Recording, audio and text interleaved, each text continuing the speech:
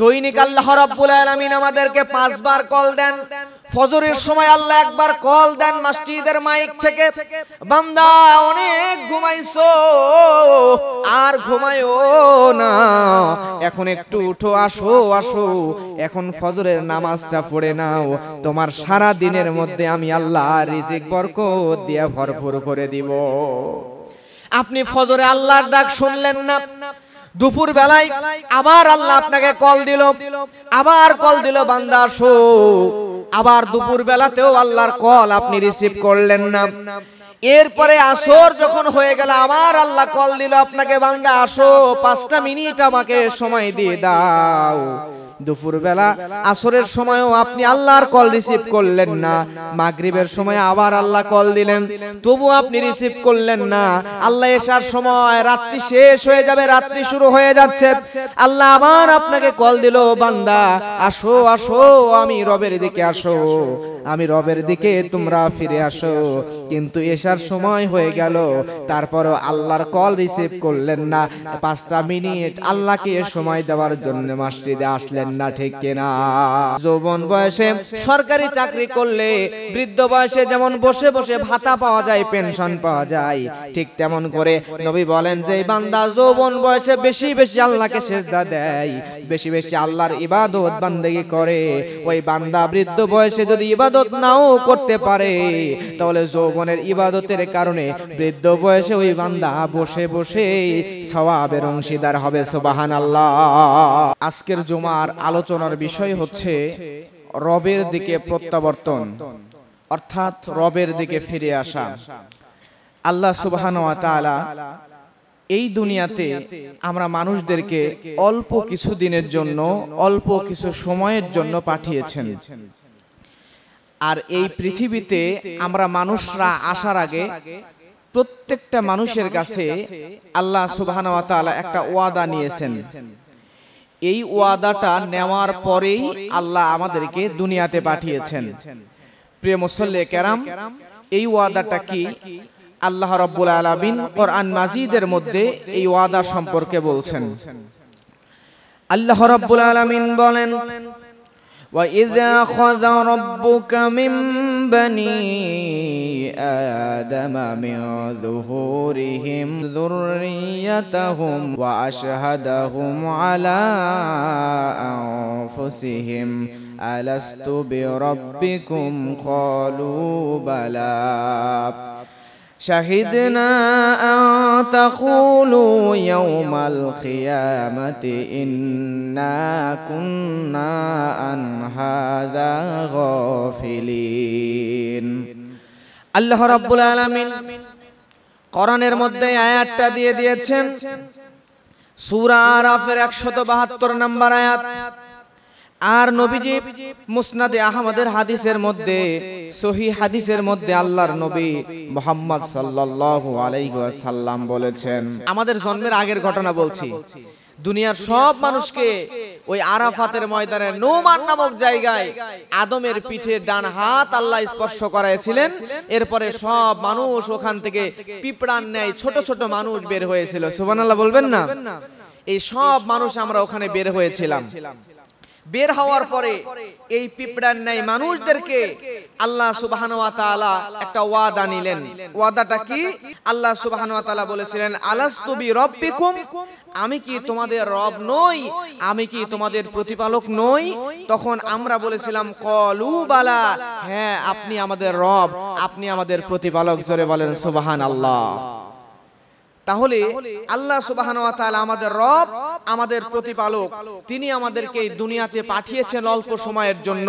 আর পাঠানোর আগেই ওয়াদা নিয়েছিলেন। সেদিন বলেছিলাম, হ্যাঁ আপনি আমাদের রব, আপনি যেভাবে চান, যেভাবে বলবেন সেভাবেই দুনিয়াতে আমরা জীবন যাপন করব। এই ওয়াদা করার পরে আল্লাহ আমাদেরকে এই দুনিয়া নামক মাঠের মধ্যে ছেড়ে দিয়েছিলেন। কিন্তু আমরা দুনিয়াতে আসলাম, আসার পরে আমরা আমাদের নিজেদের পরিচয়কে ভুলে গেলাম। আল্লাহ আমাদেরকে কেন দুনিয়াতে পাঠালেন সেটা ভুলে গেলাম। আমরা আমাদের ওয়াদা ভঙ্গ করা শুরু করে দিলাম।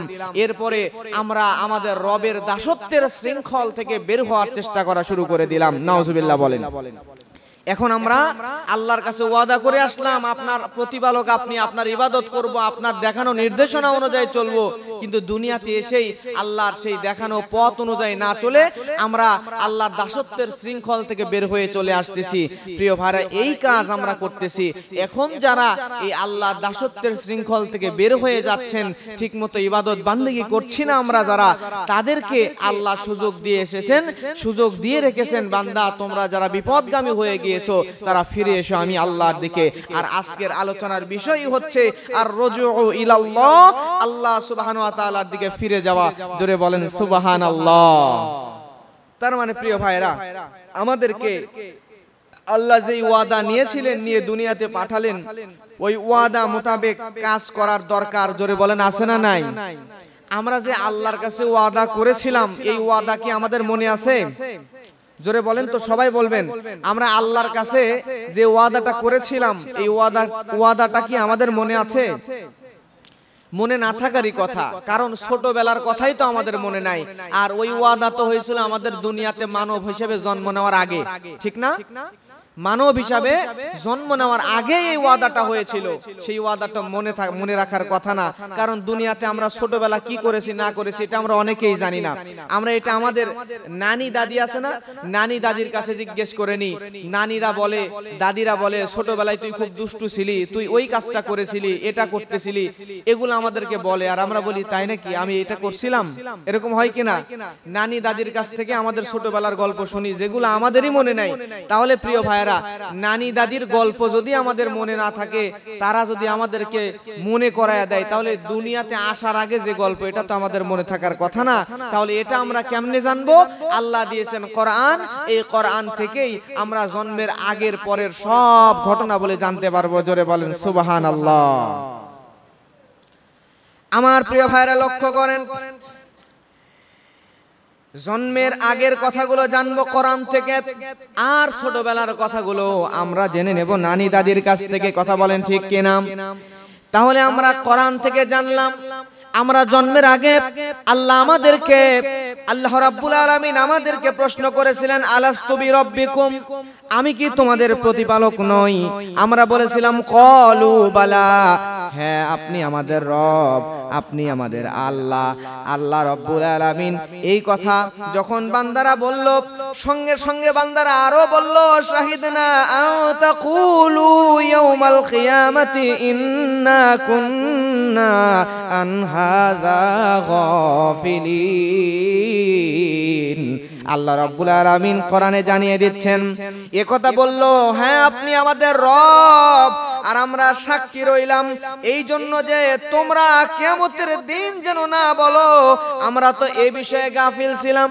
তার মানে কোনো মানুষ যাতে কিয়ামতের দিনে না বলতে পারে আপনি আমার রব, এই বিষয় তো আমরা জানতাম না। এই ওয়াদাটা আল্লাহ আগেই করে নিয়েছেন, মানুষ যাতে এই কথা বলার সুযোগই না পায় যে আল্লাহ একজন আছে, আমরা তো জানতাম না। তার মানে দুনিয়ার সব মানুষকে, সে হোক মুসলিম, হোক হিন্দু, হোক বৌদ্ধ, হোক খ্রিস্টান, যে কোনো ধর্ম অবলম্বী মানুষ হোক না কেন, সব মানুষের কাছে ওয়াদা করায় নিয়েছিল আমার আল্লাহ। ওয়াদা করানোর পরে তারপরে দুনিয়াতে পাঠিয়েছেন। এরপরেও যদি কেউ দুনিয়াতে ইসলাম কবুল না করে, ইসলামের অনুশাসন না মেনে দুনিয়াতে যদি জীবন পরিচালনা করে, আর মৃত্যুর পরে যদি বলে আল্লাহ বলে কে একজন আছে আমরা জানতাম না, তাহলে আল্লাহ এই ঘটনা কিয়ামতের দিন সামনে দেখা দেবে, দেখ বান্দা তোরা তো জন্মের আগে বলেছিলি আমি রব, সাক্ষীও দিয়েছিলি, তারপরে আজকে কেন তোরা এই গুনাহগুলো করলি, বিধর্মী হয়ে থাকলি। একথা তখন বললে বান্দারা কোনো উত্তর দিতে পারবে না। আমার প্রিয় মুসল্লি কেরাম, বান্দারা কোনোই উত্তর দিতে পারবে না। আল্লাহ রাব্বুল আলামিন এর জন্য ওয়াদাটা করায় নিলেন। আল্লাহ রাব্বুল আলামিন কোরআনেও সেটা এর জন্যই জানিয়ে দিলেন। আর এই ওয়াদাটা করানোর পরে দুনিয়া নামক মাঠের মধ্যে আমরা মানুষদেরকে আল্লাহ রাব্বুল আলামিন ছেড়ে দিলেন।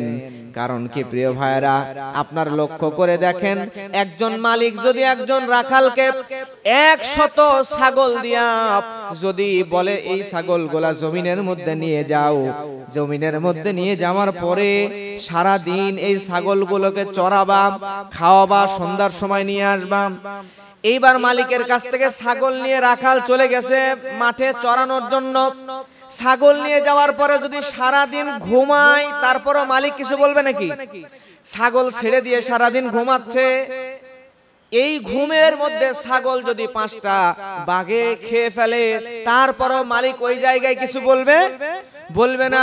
কিন্তু সন্ধ্যার সময় যখন মালিকের কাছে ছাগল নিয়ে রাখাল চলে আসবে, তখন যদি 5টা ছাগল কম পায় তখন কিন্তু মালিক রাখালকে ধরে বসবে, ঠিক কিনা? তখন মালিক রাখালকে ধরে বসবে, তোমাকে 100টা ছাগল দিলাম, তোমাকে এই ছাগলগুলা পরিচর্যা করতে বলেছিলাম, তুমি যা বসে বসে ঘুমাইছো, পড়ে পড়ে ঘুমাইছো, তোমার ঘুমের কারণে এই যে দেখো ছাগল কয়টা বাঘে খেয়ে নিয়েছে, এবার তোমার চাকরিও যাবে, তোমার পানিশমেন্ট হবে। প্রিয় ভাইরা, ঠিক তেমন করে একজন রাখালকে সারাদিন মালিক কিছু বলবে না, ঘুমায়া কাটালেও কিছু বলবে না, কিন্তু সন্ধ্যা হলেই ধরে বসবে। ঠিক আল্লাহ সুবহানাহু ওয়া তাআলা আমাদের কাছ থেকে ওয়াদা নিয়ে পাঠাইছেন, বান্দার দুনিয়াতে যাও, কিন্তু আমি তোমাদের রব কিনা, আমার অনুশাসন, আমার আইন, আমার বিধান মেনে দুনিয়াতে চলবে কিনা। আমরা সবাই বলেছিলাম হ্যাঁ আল্লাহ, আপনার আইন মেনে, অনুশাসন মেনে আমরা জীবন যাপন করব। কিন্তু যেই না আল্লাহ দুনিয়াতে ছেড়ে দিল, অমনি আমরা আল্লাহর ইবাদত থেকে গাফেলিয়াতের দিকে চলে যাচ্ছি, গাফেল হয়ে যাচ্ছি, কথা বলেন ঠিক কিনা? আল্লাহর ইবাদত থেকে তখনই আমরা সরে যাচ্ছি। প্রিয় ভাইরা, এখন আমরা দুনিয়ার মানুষরা মাত্র কয়েক মিনিটের আরামের জন্য আমরা কিন্তু চিরস্থায়ী সুখ হারিয়ে চিরস্থায়ী কষ্টের দিকে ধাবিত হয়ে যাচ্ছি, ঠিক না বলেন? মাত্র কয়েক মিনিটের আরামের জন্য ফজরের সময় যখন মুয়াজ্জিন আজান দেয় মসজিদ থেকে, আসসালাতু খায়রুম মিনান নাওম, মসজিদে আসার জন্য যখন ঘুম থেকে নামাজ উত্তম বলে বলে মুয়াজ্জিন যখন মসজিদ থেকে আওয়াজ দিয়ে দেয়, তখন আমরা ওই ঘরের মধ্যে মাত্র সর্বোচ্চ লাগলে 5 মিনিট লাগবে ফজরের নামাজ পড়তে, কিন্তু ওই কাঁথাটা সরায়া ফ্যানটা অফ করে আমরা মসজিদে আসতে পারি না, কথা বলেন ঠিক কিনা? সামান্য 5 মিনিট আরামের জন্য, 5 মিনিট ফজরের আরামের ঘুমের জন্য আমরা ওই জায়গায় শুয়ে বসে সময় কাটায়া দিই, কথা বলেন ঠিক কিনা? শুয়ে ঘুমিয়ে কাটিয়ে দিই, কিন্তু মসজিদে আসতে চায় না। আল্লাহর নবী শিখিয়েছেন, বান্দা আমার উম্মতেরা তোমরা দাঁড়িয়ে রাখো, কিন্তু আমরা সামান্য দুনিয়াতে দাঁড়িয়ে রাখলে ভালো লাগবে না, স্মার্ট লাগবে না, হয়তো বা আনস্মার্ট লাগবে, এটা আমাদের সমাজের ধারণা। এজন্য সামান্য দুনিয়াতে একটু খ্যাতি, নাম, যশের কারণে আমরা দাড়ি ক্লিন শেভ করে ফেলতেছি, কিন্তু এই যে সামান্য কিছু ফায়দার জন্য যদি দাড়ি ক্লিন শেভ করে ফেলি, সামান্য কিছু ফায়দার জন্য যদি নামাজ ঠিকমতো না পড়ি, 5 মিনিটের আরামের জন্য নামাজ যদি কাজা করে ফেলি, তাহলে রাখালকে যেমন সন্ধ্যা হলে ওই রাখালের মালিক ধরে বসে, আমার আল্লাহ তো ওয়াদা নিয়ে পাঠাইছিল, ওয়াদা খেলাপ করতেছেন দুনিয়াতে, মনে করতেছেন আল্লাহ ছেড়ে দিবে না। সন্ধ্যা হওয়ার সাথে সাথে, আপনার মৃত্যুর সাথে সাথে আল্লাহ আপনাকে ধরে বসবে, কবরে ধরবে, হাসরে ধরবে, মিজানে ধরবে, ফুলসিরাত, সব জায়গায় আল্লাহ আপনাকে ধরে বসবে, সর্বশেষ আপনার ঠিকানা হবে জাহান্নাম, কথা বলেন ঠিক কিনা? আমার প্রিয় ভাইরা, তাহলে আল্লাহ রাব্বুল আলামিন আমাদের কাছে কি চান? আল্লাহ আমাদের কাছে শুধুমাত্র চান, বান্দারে তোমরা আমি আল্লাহর ইবাদত করো, কিন্তু আমরা সেই ইবাদত থেকে গাফেল হয়ে আছি। প্রিয় ভাইয়েরা আমার, দুনিয়াতে সব জায়গায় আমরা সময় দিই, সব জায়গায় সময় দিই, আমরা ইউটিউবের মধ্যে সময় দিই, ফেসবুকের মধ্যে সময় দিই, হোয়াটসঅ্যাপের মধ্যে, টিকটকের মধ্যে ঘন্টার পর ঘন্টা সময় দিয়ে দিই, কিন্তু যে আল্লাহ রাব্বুল আলামিন সময় নামক নিয়ামত আমাদেরকে দিয়ে দিলেন, ওই সময় দেওয়ার মালিক, সময় যিনি দিলেন, ওই আল্লাহকেই আমরা 5টা মিনিট সময় দিতে চাই না, ঠিক কিনা? আল্লাহ রাব্বুল আলামিন আমাদেরকে একবার দুইবারও নয়, আমাদের বন্ধু বান্ধবরা একবার যদি আমাদেরকে ডাক দেয়, সঙ্গে সঙ্গে আমরা ডাকে আওয়াজ সাড়া দিয়ে দিই। একবার না শুনলে দ্বিতীয়বার সাড়া দিই, না শুনলে সর্বোচ্চ তৃতীয়বারে সাড়া দিয়ে দিই, তারপর না শুনলে দুনিয়ার মানুষরা ডাকে না। কিন্তু আল্লাহ রাব্বুল আলামিন একবার দুইবার নয়, আমরা দুনিয়াতে দেখবেন ভাত খাইতে বসছি, এমন সময় যদি এই মোবাইলের মধ্যে যদি কেউ কল দিয়া দেয়, এই মোবাইলের মধ্যে যদি একবার রিং বেজে ওঠে, একবার রিং বেজে উঠলে ভাত খেতে খেতে ভাতের থালাটা রেখে ওই মোবাইলটা রিসিভ করে ফেলি। শুধু তাই নয়, ঘুমের মধ্যেও কেউ যদি ফোন দিয়া দেয়, তাহলে ঘুমের মধ্যেও কিন্তু আমরা ওই মোবাইলটা রিং বাজলেই মোবাইলটা রিসিভ করে কল ধরে ফেলি, কথা বলেন ঠিক না? ঘুমের মধ্যে রিং বাজলে মোবাইল ধরে ফেলি, কিন্তু আল্লাহ রাব্বুল আলামিন আমাদেরকে দৈনিক একবার দুইবার নয় 5 বার কল করেন। সকলেই জোরে বলেন কয়বার? আরো জোরে বলেন কয়বার? দৈনিক আল্লাহ রাব্বুল আলামিন আমাদেরকে 5 বার কল দেন। ফজরের সময় আল্লাহ একবার কল দেন মসজিদের মাইক থেকে, বান্দা অনেক ঘুমাইছো আর ঘুমায়ো না, এখন একটু উঠো, আসো আসো, এখন ফজরের নামাজটা পড়ে নাও, তোমার সারা দিনের মধ্যে আমি আল্লাহ রিজিক বরকত দিয়ে ভরপুর করে দিব। আপনি ফজরে আল্লাহর ডাক শুনলেন না, দুপুর বেলায় আবার আল্লাহ আপনাকে কল দিল, আবার কল দিল বান্দা আসো, আবার দুপুর বেলাতেও আল্লাহর কল আপনি রিসিভ করলেন না। এরপরে আসর যখন হয়ে গেল আবার আল্লাহ কল দিল আপনাকে, বান্দা আসো 5টা মিনিট আমাকে সময় দিয়ে দাও। দুপুর বেলা আসরের সময়ও আপনি আল্লাহর কল রিসিভ করলেন না। মাগরিবের সময় আবার আল্লাহ কল দিলেন, তবু আপনি রিসিভ করলেন না।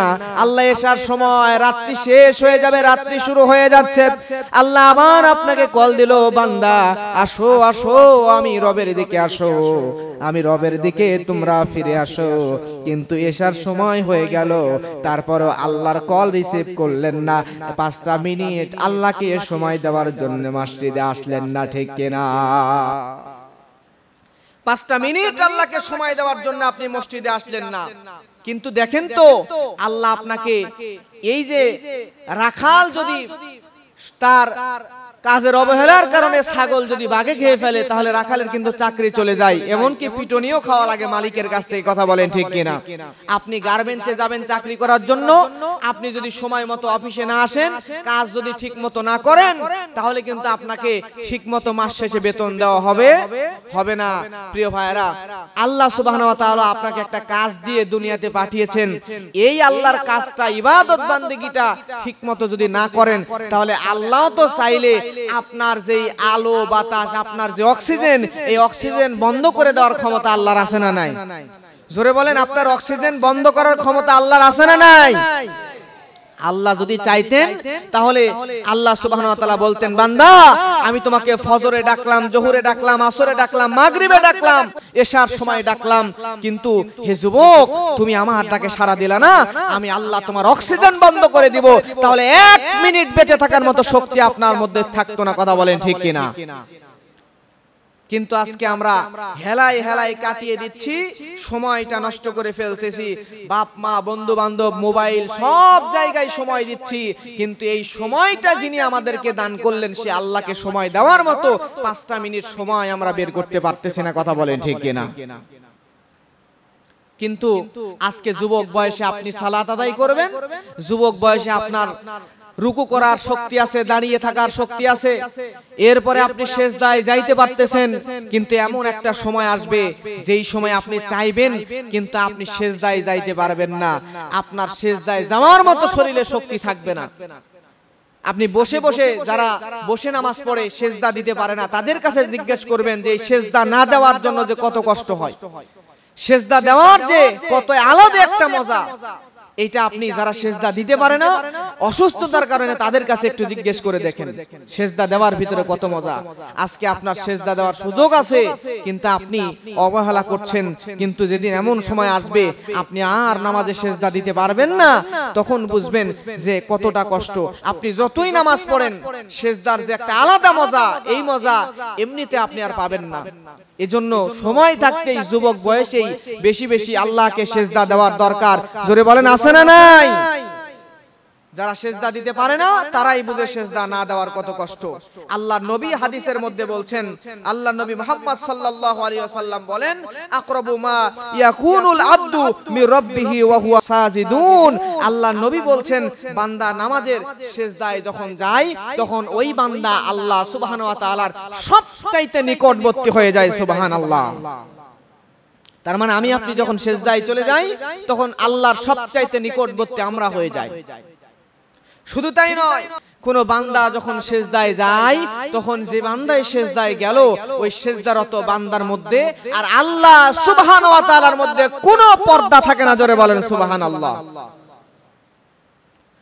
আমার প্রিয় ভাইরা লক্ষ্য করেন, আল্লাহর নবী বলেন, আল্লাহর নবী মুহাম্মদ সাল্লাল্লাহু আলাইহি ওয়াসাল্লাম বলেন ফাগফিরুদ, আল্লাহর নবী বলেন ফাগফিরুদ দুআ ফিস সুজুদ। আল্লাহর নবী বলেন বান্দার সিজদায় যখন বান্দা কোনো দোয়া করে, আমি আপনি সিজদায় যাওয়ার পরে সিজদারত অবস্থায় যদি আল্লাহর কাছে দোয়া করেন, তাহলে সিজদারত বান্দার সিজদারত অবস্থায় দোয়া করলে দোয়া করার সাথে সাথেই আল্লাহ কবুল করে নেয়। আপনি দোয়া করার সঙ্গে সঙ্গে আল্লাহ সুবহানাহু ওয়া তাআলা আপনার দোয়াটা কবুল করে নেবেন। সুবহানাল্লাহ বলেন। প্রিয় ভাইরা, তাহলে সিজদায় আল্লাহর কাছে দোয়া করার দরকার আছে না নাই? নফল সালাতে আমরা সবাই বেশি বেশি সিজদায় দোয়া করার চেষ্টা করব ইনশাআল্লাহ। আমার প্রিয় ভাইরা, কারণ আল্লাহর নবী বলেন যৌবনের আমল, আপনি আমি যদি যৌবন বয়সে ইবাদত বেশি বেশি করি, যৌবন বয়সে যদি আমল বেশি বেশি আমি আপনি করি, তাহলে এই যৌবন বয়সে যেই বান্দাগুলো আমল করবে, এই যৌবনে আমল করার কারণে বৃদ্ধ বয়সে যদি আপনি আমল নাও করতে পারেন, প্রিয় ভাইরা আমার, যৌবন বয়সে সরকারি চাকরি করলে বৃদ্ধ বয়সে যেমন বসে বসে ভাতা পাওয়া যায়, পেনশন পাওয়া যায়, ঠিক তেমন করে নবী বলেন যে বান্দা যৌবন বয়সে বেশি বেশি আল্লাহকে সিজদা দেয়, বেশি বেশি আল্লাহর ইবাদত বান্দেগি করে, ওই বান্দা বৃদ্ধ বয়সে যদি ইবাদত নাও করতে পারে, তাহলে যৌবনের ইবাদতের কারণে বৃদ্ধ বয়সে ওই বান্দা বসে বসে সওয়াবের অংশীদার হবে। সুবহানাল্লাহ। যুবক বয়সে বেশি ইবাদত করবেন, বৃদ্ধ বয়সে যদি ইবাদত একটু কম হয়, যদি করতে সেভাবে নাও পারেন, একটু কম হয়, তারপরে যৌবনের ইবাদতের কারণে বুড়ো বয়সে এই যৌবনের ইবাদতের সওয়াব আপনি পেতেই থাকবেন, পেতেই থাকবেন। জোরে বলেন না সুবহানাল্লাহ। আমার প্রিয় ভাইরা, এজন্য যৌবন বয়সে বেশি বেশি ইবাদত করতে হবে। এজন্যই আর রুজু ইলাল্লাহ, হে যুবক তুমি ফিরে আসো, আল্লাহর দিকে ফিরে যাও, আল্লাহর দিকে ফিরে আসো। দুনিয়াতে হেলাই খেলাই অনেক সময় কাটিয়েছো, এখনো যদি হেলাই খেলাই সময় কাটাও, তাহলে মৃত্যুর পরে আল্লাহর কাছে তুমি কি জবাব দিবা? আল্লাহ সুবহানাহু ওয়া তাআলার কাছে মৃত্যুর পরে তো কোনো জবাব দিতে পারবে না, প্রিয় ভাইরা আমার। কারণ আল্লাহ রাব্বুল আলামিন কোরআন মাজিদের মধ্যে বলছেন, আর আপনি যদি না জেনে জাহালাতের কারণে অজ্ঞতাবশত কোনো গুনাহ করে ফেলেন, আল্লাহ রাব্বুল আলামিন বলেন কোরআন মাজিদের মধ্যে বলেন, যদি আপনি না জেনে ভুলবশত কোনো গুনাহ করে ফেলেন, আল্লাহ বলেন ইন্নামাত তাওবাতু আলাল্লাহি লিল্লাযীনা ইয়ামালুনাস সূ বিজাহালাতিন সুম্মা ইয়াতুবুনা মিন করিবিন ফাউলাইকা ইয়াতুবুল্লাহু আলাইহিম ওয়া কানাল্লাহু আলিমান হাকীমা।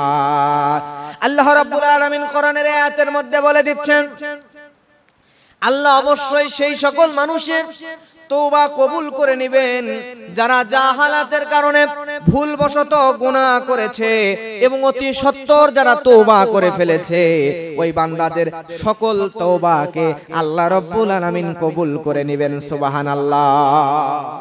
তার মানে হলো আপনি যদি জাহালাতের কারণে ভুলবশত কোনো গুনাহ করেই ফেলেন, তাহলে আল্লাহ রাব্বুল আলামিন আপনার ওই সব গুনাহগুলোকে maaf করে দিবে, আপনাকে নিষ্পাপ বান্দা বানায় দিবেন। সুবহানাল্লাহ।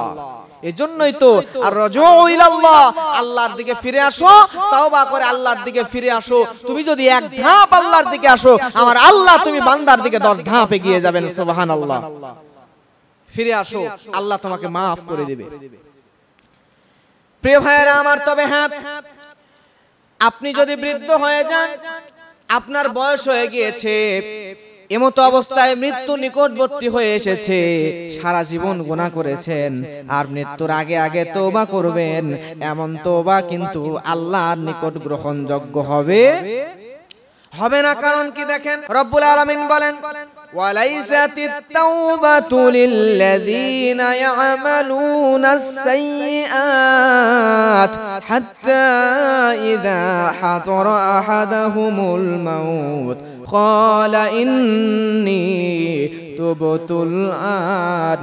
আল্লাহ রাব্বুল আলামিন কোরআন মাজিদের মধ্যে বলছেন, তবে তওবা তাদের জন্য নয় যারা জীবন খারাপ কাজ করে এবং অবশেষে মৃত্যু যখন কাছে আসে তখন তওবা যারা করতে চায় তাদের জন্য তাদের তওবা আল্লাহর দরবারে কবুল হবে। আপনি সারা জীবন সরকারি চাকরি করছেন, সারা জীবন আপনি ঘুষ খাইছেন, সারা জীবন ঘুষ খাইছেন, খায় আপনার চাকরি শেষ, রিটায়ার করতেছেন, এমন সময় তওবা করতেছেন আল্লাহর ঘুষ খাবো না। আর আমি তোমার তো ঘুষ খাওয়ার সুযোগই নয়, তুমি খাবা কেমনে? সারা জীবন ঘুষ খাইছে, খাওয়ার পরে যখন আর খাওয়ার সুযোগ নাই, চাকরি শেষ, বাড়ি গাড়ি বিল্ডিং সব করে ফেলছে, আবার হারাম উপার্জন দিয়া তখন বলতেছে আল্লাহ আমি আর ঘুষ খাবো না, মাফ করে দাও। ওই অবস্থায় মাফ চাইলে আল্লাহ কি মাফ করবে? এজন্য যুবক বয়সেই আপনাকে তওবা করতে হবে। আপনি যদি যুবক বয়সে আল্লাহর কাছে তওবা করতে পারেন, যুবক বয়সেই যদি আল্লাহর কাছে ফিরে আসতে পারেন, তাহলে আল্লাহ রাব্বুল আলামিন আপনাকে মাফ করে দিবেন, আল্লাহ রাব্বুল আলামিন আপনাকে ক্ষমা করে দিবেন। আল্লাহর নবী দোয়া করেছিলেন, আল্লাহুম্মা ইজ্জাল ইসলাম বিহাযাইনির রাজুলাইন। আল্লাহর কাছে বলেছিলেন রব্বুল আলামিন, এই দুজনের মধ্যে থেকে একজনের দ্বারা আপনি ইসলামকে সম্মানিত করে দেন। প্রিয় ভাইরা আমার, এই দোয়া আল্লাহর নবী যখন করলেন, দুজনের মধ্যে থেকে একজনের দ্বারা ইসলামকে সম্মানিত করে দেওয়ার দোয়া যখন আল্লাহ রাব্বুল আলামিনের নবী করলেন, তখন এই দোয়া করার পরে আল্লাহ রাব্বুল আলামিনের নবী মুহাম্মদ রাসূলুল্লাহ সাল্লাল্লাহু আলাইহি ওয়াসাল্লাম যখন এই দোয়া করলেন, এই দোয়া করার সাথে সাথে দুইজনের মধ্যে একজনকে কবুল করে নেওয়ার কথা বললেন। এই দুইজন হলো হযরত ওমর ফারুক রাদিয়াল্লাহু তাআলা আনহু এবং আরেকজন হলো আবু জাহেল। এই দুইজনের মধ্যে আল্লাহর কাছে দোয়া করলেন, আল্লাহ একজনকে কবুল করে নেন। আল্লাহ রাব্বুল আলামিন এই দুইজনের মধ্যে থেকে একজনকে ইসলামের জন্য কবুল করে নিলেন, তিনি হলেন হযরতে ওমর ফারুক। সুবহানাল্লাহ। তৎকালীন সময়ে আরবের মধ্যে কাফেরেরা দেখলো যে মুহাম্মদ বিন আব্দুল্লাহ যেমনে করে ইসলামের দাওয়াত দেওয়া শুরু করে দিয়েছে, যেমনে করে ইসলামের প্রচার প্রসার করছে, যেভাবে দাওয়াত দিচ্ছে, অচিরেই তো মুহাম্মাদের দলের লোক বেড়ে যাবে এবং আমাদেরকে অচিরেই তো এই মুহাম্মদ সাল্লাল্লাহু আলাইহি ওয়াসাল্লাম আমাদেরকে এমন ভাবে কোলঠাসা করে ফেলবে, তার দলের লোক বেড়ে গেলে সে তো আমাদের সিহাতটা দখল করে নেবে, আমাদের তো পালানা ছাড়ার কোনো পথ থাকবে না। আমার প্রিয় ভাইয়েরা, আল্লাহর নবী দোয়া করলেন, আর এইদিকে কাফেররা সিদ্ধান্ত নিয়ে নিল মুহাম্মদ সাল্লাল্লাহু আলাইহি ওয়াসাল্লামকে দুনিয়া থেকে বিদায় করে দেওয়া লাগবে। আল্লাহর নবীকে কেমনে দুনিয়া থেকে বিদায় করে দেওয়া হবে? প্রিয় মুসল্লি কেরাম, কেমনে নবীজিকে দুনিয়া থেকে বিদায় করে করা শুরু করলো?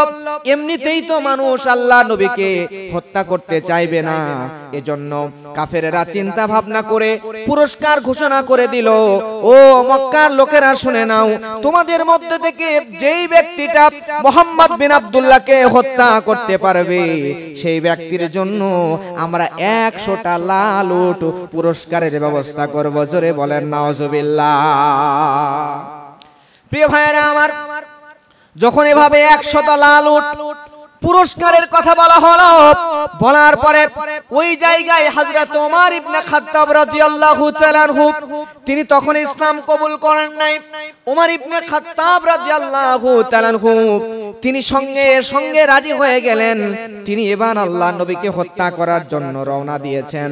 হত্যা করার জন্য যখন রওনা দিলেন, রওনা দেওয়ার মধ্যে রাস্তার মাঝখানে একজন নবীজির সাহাবীর সঙ্গে দেখা হয়ে গেল। নবীজির সাহাবী এবার ওমরকে জিজ্ঞাসা করে, ওমর তুমি কই যাও? হযরত ওমর সঙ্গে সঙ্গে বলেন, আমি ওই মুহাম্মদ বিন আব্দুল্লাহকে হত্যা করতে চাই। সঙ্গে সঙ্গে সাহাবী হযরত ওমরকে বলে, তুমি যে মুহাম্মদ বিন আব্দুল্লাহকে হত্যা করতে চাও, তার আগে তুমি গিয়া তোমার নিজের ঘর সামলাও। সুবহানাল্লাহ। কারণ হলো ওমর, তোমার নিজের বোন আর ভগ্নিপতি তো ওই মুহাম্মাদের কাছে কালেমা পড়ে মুসলমান হয়ে গেছে। সুবহানাল্লাহ বলেন, জোরে বলেন না সুবহানাল্লাহ। প্রিয় ভাইরা আমার, এইবার ওমরের রাগ আরো বেড়ে গেল। হযরত ওমর ফারুক রাদিয়াল্লাহু তাআলা আনহু সঙ্গে সঙ্গে তিনি বোনের বাড়িতে চলে গেলেন। যাওয়ার পরে ওই জায়গায় গিয়ে হযরত ওমর ফারুক রাদিয়াল্লাহু তাআলা আনহু তিনি দেখতে পেলেন, বোনের বাড়িতে যাওয়ার পরে হযরত ওমর ফারুক দেখতে পেলেন ওই বোনের দরজায় গিয়ে কান লাগায় কি যেন শোনা যায়। বোনের ঘরের মধ্যে থেকে আওয়াজ বের হয়, তাহা মা আনজালনা আলাইকাল কুরআনা লিতাশকা ইল্লা তাযকিরাতাল লিমান ইয়াখশা তানসিলাম মিম্মান খালাকাল আরদা ওয়াস সামাওয়াতিল উলা। আমার প্রিয় ভাইরা, এই সূরা যখন তেলাওয়াত করা শুনলেন, শোনার পরে হযরত ওমর ফারুক রাদিয়াল্লাহু তাআলা আনহু রাগান্বিত হয়ে গেলেন, বোনের বাড়ির মধ্যে প্রবেশ করলেন। করার পরে বোন উমরের কণ্ঠ শোনার পরে সঙ্গে সঙ্গে কোরআন মাজিদ লুকায়া ফেললেন। ওমর ফারুক রাদিয়াল্লাহু তাআলা আনহু সঙ্গে সঙ্গে এবার বলতেছে যে তোমার ঘরের মধ্যে থেকে কি যেন আওয়াজ আমি শুনতে পেলাম। এ কথা শোনার পরে প্রিয় ভাইরা আমার, সঙ্গে সঙ্গে বোন বলতেছে আমি কোরআন মাজিদ তেলাওয়াত করতেছিলাম, রবের বাণী পড়তেছিলাম। সঙ্গে সঙ্গে ওমর বলে কোথায় সেই কোরআন, তোমরা নাকি ইসলাম গ্রহণ করেছো? সঙ্গে সঙ্গে বোন বলে হ্যাঁ ইসলাম কবুল করেছি। নির্দয় উমরের মনের মধ্যে একটু দয়া হলো না, সঙ্গে সঙ্গে বোনকে ধরে পিটানো শুরু করলো, ভগ্নিপতিকেও ধরে পিটানো শুরু করলো। দুজনকে পিটাইতে পিটাইতে রক্তাক্ত হয়ে যায়, কিন্তু যখন কোনো মতে ইসলাম ছেড়ে দেয় না। সঙ্গে সঙ্গে উমর বলে এত পিটানোর পরে কেন ইসলাম ছেড়ে দিচ্ছ না, তার কারণ কি একটু বলো তো। সঙ্গে সঙ্গে বোন বলে আমরা জীবন দিয়ে দিতে রাজি আছি, কিন্তু আল্লাহর কোরআন ছাড়তে রাজি নাই। সুবহানাল্লাহ। উমরের মনের মধ্যে দয়ার উদ্রেক হলো। উমর এবার বোনকে উদ্দেশ্য করে বলে বোন বুঝলাম তুমি কি এমন করতেছিলা, ওইটা আমাকে একটু দেখাও। সঙ্গে সঙ্গে হযরত ওমর রাদিয়াল্লাহু তাআলা আনহুর কথা শোনার পরে বোন বলে ভাই তুমি যত বড় মাপের শক্তিশালী পাওয়ারফুল মানুষ হও না কেন, আমি আল্লাহর কোরআন কোনো অপবিত্র মানুষের হাতে তুলে দিতে পারি না। তুমি যদি গোসল করে এখানে আসতে পারো তাহলেই তোমার হাতের মধ্যে আল্লাহর কোরআন দিব, নতুবা তোমার হাতের মধ্যে আমি এই কোরআনটা দিতে পারি না। এমন কথা বলার পরে প্রিয় ভাইরা আমার, হযরত ওমরের বোনের কথা শুনে ওমর বাইরে চলে গেলেন, গিয়ে গোসল করে পবিত্র হয়ে বোনের বাড়িতে আসলেন। আসার পরে এবার বোনের বাড়িতে বোনের হাত থেকে কোরআনের কপিটা নিলেন। নেওয়ার পরে কোরআনের কপির মধ্যে সূরা তাহা তেলাওয়াত করতেছিলেন।